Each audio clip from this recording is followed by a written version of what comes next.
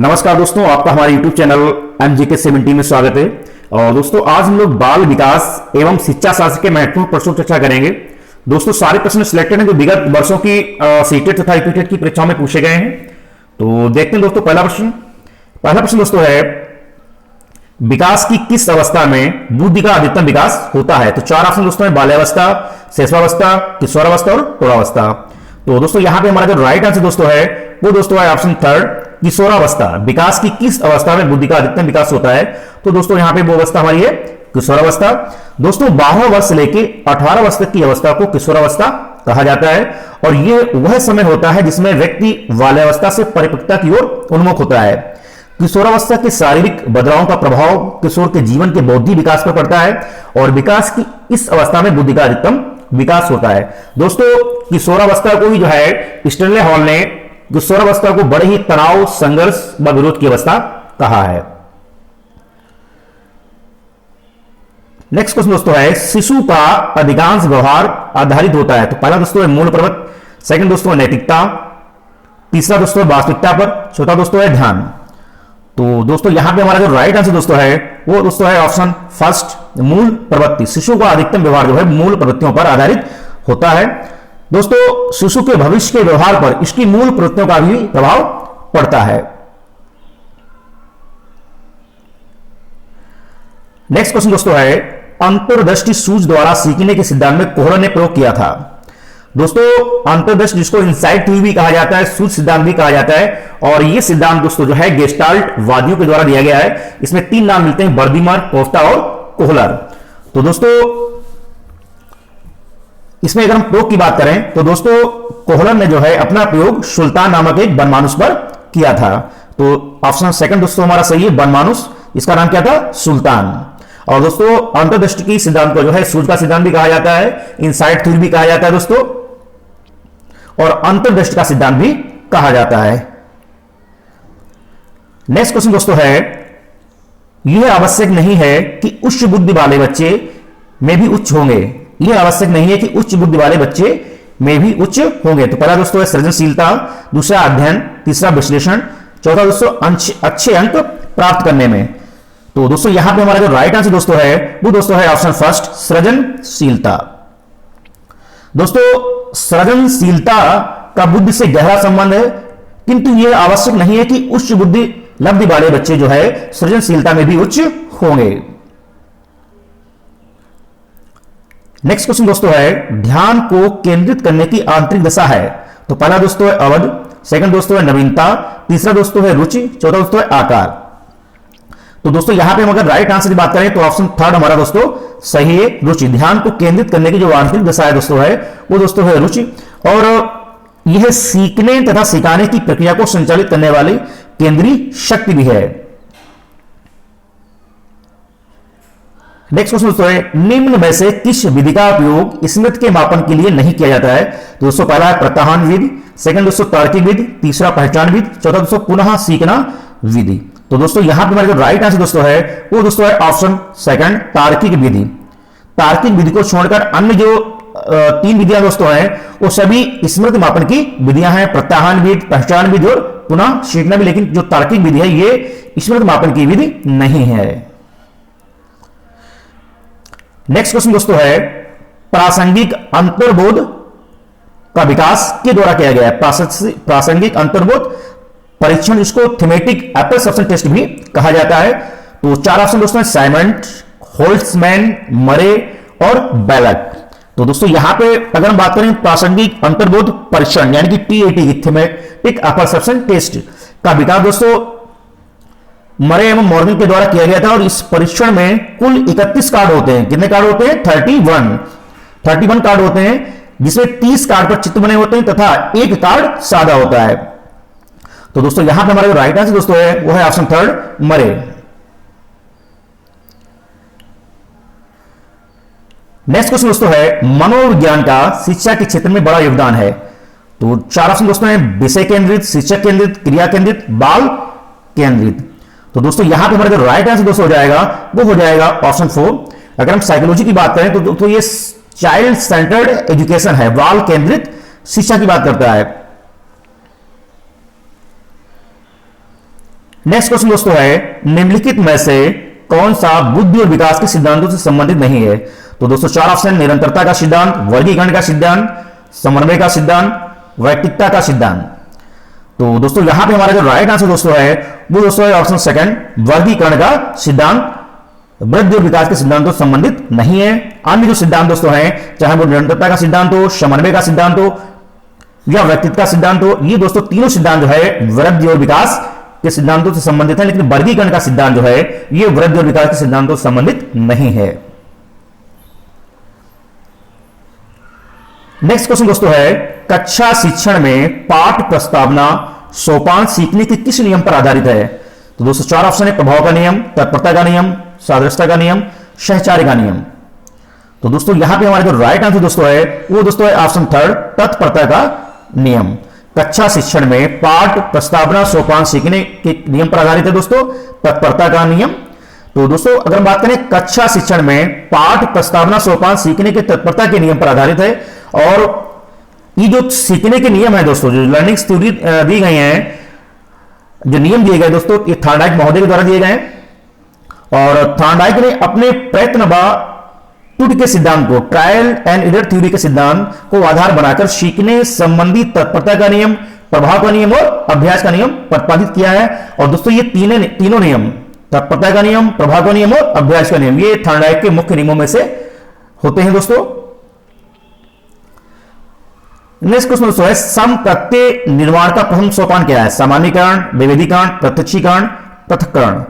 तो दोस्तों अगर हम बात करें यहां पर हमारा जो राइट आंसर दोस्तों है वो दोस्तों है ऑप्शन थर्ड, प्रत्यक्षीकरण।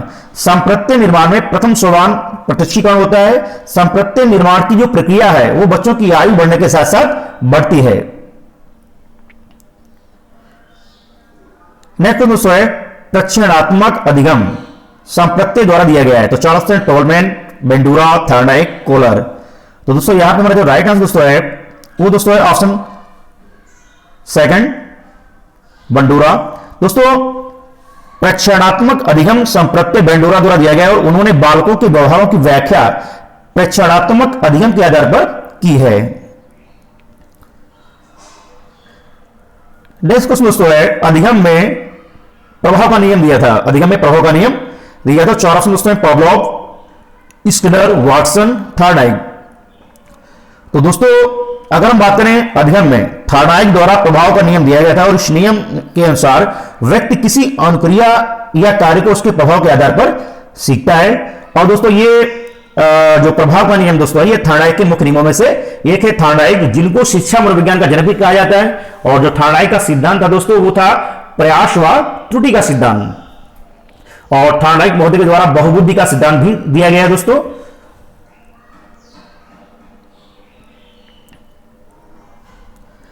नेक्स्ट क्वेश्चन दोस्तों है अवधान के आंतरिक अथवा व्यक्तिनिष्ठ निर्धारक हैं।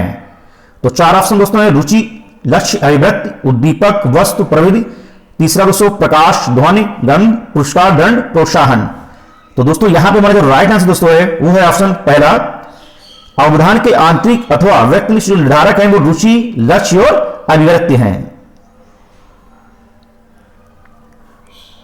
क्वेश्चन नंबर 18 दोस्तों है बाल मनोविज्ञान का क्षेत्र है। तो पहला दोस्तों केवल शिशुअवस्था की विशेषताओं का अध्ययन करना, केवल गर्भावस्था की विशेषताओं का अध्ययन करना, केवल बाल्यावस्था की विशेषताओं का अध्ययन करना, गर्भावस्था से किशोरावस्था की विशेषताओं का अध्ययन करना।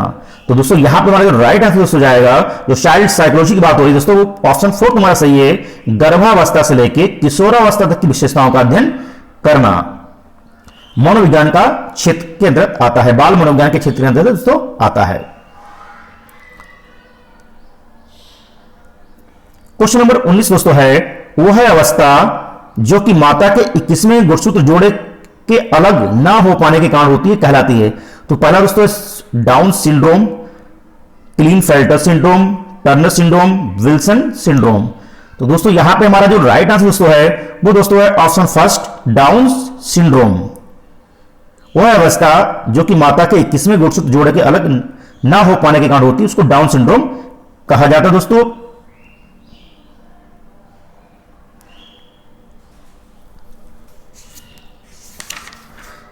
नेक्स्ट क्वेश्चन दोस्तों है कोहल वर्ग के अनुसार किस अवस्था में नैतिकता वाह कारकों द्वारा निर्धारित होती है? तो पहला दोस्तों है पूर्व पारंपरिक अवस्था, सेकंड दोस्तों पारंपरिक अवस्था, तीसरा दोस्तों पश्चात पारंपरिक अवस्था और इनमें से कोई नहीं।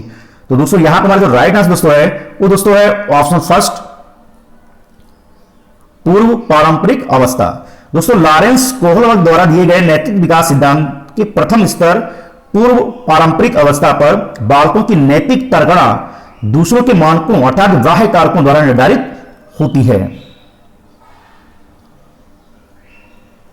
नेक्स्ट क्वेश्चन दोस्तों है निम्नलिखित में से कौन सा एक सही क्रम है? तो अंडार्ड, शुक्राणु, ब्लास्टोसिस्ट, इग्नस। सेकंड दोस्तों ब्लास्टोसिस्ट, अंडार्ड, शुक्राणु, इग्नस। थर्ड दोस्तों ब्लास्टोसिस्ट, इग्नस, अंडार्ड, शुक्राणु। फोर्थ दोस्तों अंडार्ड, शुक्राणु, इग्नस, ब्लास्टोसिस्ट। तो दोस्तों इसका जो सही क्रम दोस्तों है वो हमारा ऑप्शन फोर्थ है, अंडाणु, शुक्राणु, इग्नस और ब्लास्टोसिस्ट। फोर्थ ऑप्शन दोस्तों सही है। नेक्स्ट क्वेश्चन दोस्तों है अंतर्मुखी, बाह्यमुखी तथा उभयमुखी व्यक्तित्व का वर्गीकरण के द्वारा किया गया है? तो चार ऑप्शन दोस्तों है क्रेशनर, युंग, सेल्डन, स्प्रेंजर। अंतर्मुखी, बाह्यमुखी तथा उभयमुखी व्यक्तित्व का वर्गीकरण किसके द्वारा किया गया है? तो दोस्तों यहां पे हमारा जो राइट आंसर दोस्तों हो जाएगा वो हो जाएगा दोस्तों ऑप्शन सेकंड, युंग के द्वारा। जो व्यक्तित्व के तीन प्रकार बताए गए, अंतर्मुखी, बाह्यमुखी, उभयमुखी। दोस्तों अगर हम व्यक्तित्व की बात करें तो व्यक्तित्व को अंग्रेजी में क्या बोला जाता है? पर्सनालिटी। और जो पर्सनालिटी वर्ड दोस्तों आया ये लैटिन भाषा के पर्सोना वर्ड से आया हुआ है। पर्सोना का अर्थ क्या होता है? मुखौटा या मुखौटा कह लीजिए या नकाब कह लीजिए। तो दोस्तों जो व्यक्तित्व के तीन प्रकार हैं इनको युंग महोदय ने जो है इनको तीन भागों में वर्गीकृत किया है। नेक्स्ट क्वेश्चन दोस्तों है उदाहरण, निरीक्षण, विश्लेषण, वर्गीकरण, नियमीकरण निम्नलिखित में से किस विधि का सोपान है? उदाहरण देना, निरीक्षण करना, विश्लेषण करना, वर्गीकरण करना और नियमीकरण करना। तो चार ऑप्शन दोस्तों है कौन सी विधि इसमें आएगी? निगमन विधि, आगमन विधि, अंतर्दर्शन विधि और बाह्य दर्शन विधि। तो दोस्तों अगर हम बात करें उदाहरण की, निरीक्षण की और विश्लेषण की, वर्गीकरण की, तो दोस्तों ये आगमन विधि के उदाहरण है। किसके हैं दोस्तों? आगमन विधि। तो हमारा दोस्तों यहाँ पे ऑप्शन सेकंड सही है, आगमन विधि। उदाहरण देना, निरीक्षण देना, विश्लेषण करना, वर्गीकरण, ये आगमन विधि के उदाहरण हैं। नेक्स्ट क्वेश्चन दोस्तों है फ्राइड के अनुसार हमारे मूल्यों का आंतरिकरण में होता है? तो पहला इदम, अहम, परायम, परिस्थितियों। दोस्तों अगर हम बात करें दोस्तों फ्राइड के अनुसार हमारे मूल्यों का आंतरिकरण जो है ये परा हम के द्वारा होता है। तो हमारा दोस्तों ऑप्शन यहां पे थर्ड सही है। नेक्स्ट क्वेश्चन दोस्तों है व्यवहारवादी ने, किस व्यवहारवादी ने कहा कि मुझे नवजात शिशु दे दो, मैं उसे डॉक्टर, वकील, चोर या जो चाहूं बना सकता हूं? दोस्तों यहां पे चार ऑप्शन है फ्रीमैन, न्यूमैन, वाटसन और होलजिंगर। तो दोस्तों मुझे एक नवजात शिशु दे दो, मैं उसे डॉक्टर, वकील, चोर या जो चाहूं बना सकता हूं, ये उपयुक्त कथन जो है वाटसन महोदय का है। किसके द्वारा दोस्तों है? वाटसन। और दोस्तों वाटसन जो है ये व्यवहारवादी हैं, व्यवहारवाद के लिए जाने जाते हैं। और वाटसन ने ही दोस्तों जो है साइकोलॉजी को व्यवहार का विज्ञान माना है। वाटसन के अनुसार जो है मनोविज्ञान जो है ये व्यवहार का विज्ञान है।